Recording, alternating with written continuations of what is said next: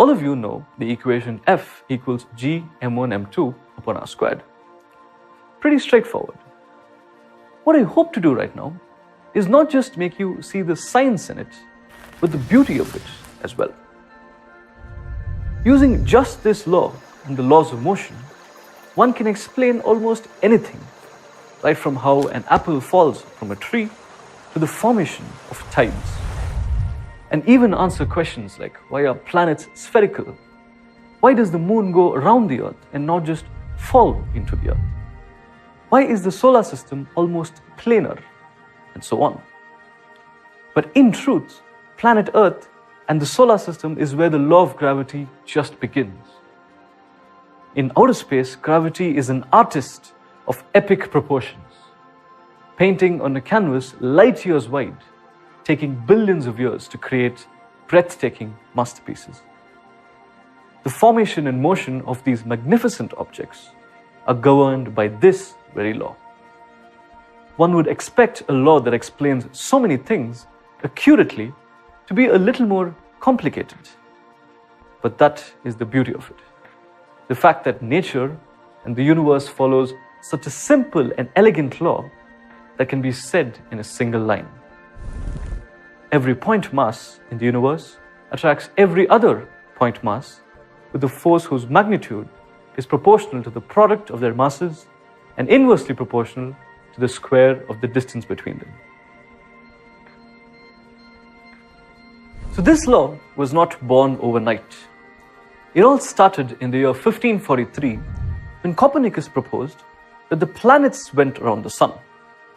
But the belief of the time was that everything, the planets, the stars, and the sun, went around the Earth. As it gained popularity, there was a lot of debate on which theory was right. But a man named Tycho Brahe came up with a revolutionary idea to settle this debate. He said, instead of sitting and thinking about it, why not just observe and see what they do?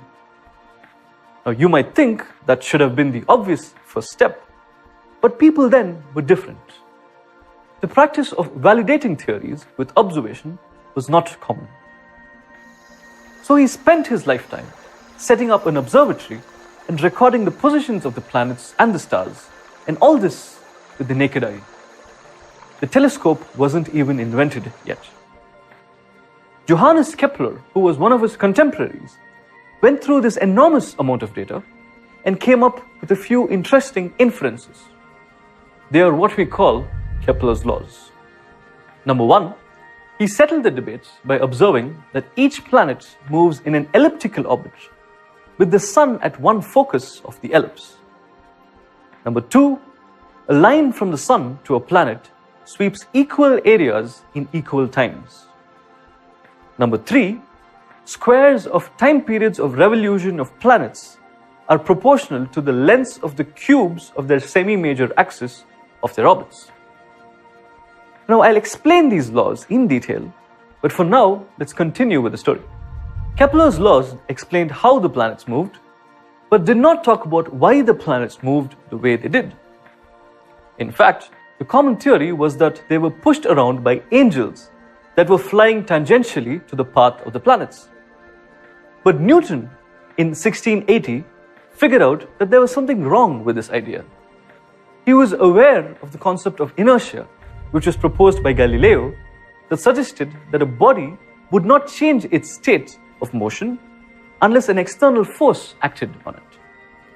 He realized that the elliptical motion of the planets around the sun would be possible if instead of a tangential push, there was a central pull. For example, in the case of a stone that is being flung around with a string, the tension is always toward the center and not in the direction of velocity. Similarly, he deduced that the planets were moving this way because the sun was constantly pulling them. The most important realization came when he saw the moons of Jupiter behave just like the planets. That is, they were going around Jupiter just like the planets went around the sun. He also saw the Earth's moon went around the Earth in a similar fashion. He figured this could be true only if the Earth attracted the moon and Jupiter attracted its moons, just like how the sun attracted the planets. And of course, finally, he understood that the reason an apple fell toward the earth was because of this same force of attraction. And thus was born the idea that every point mass attracts every other point mass in the universe.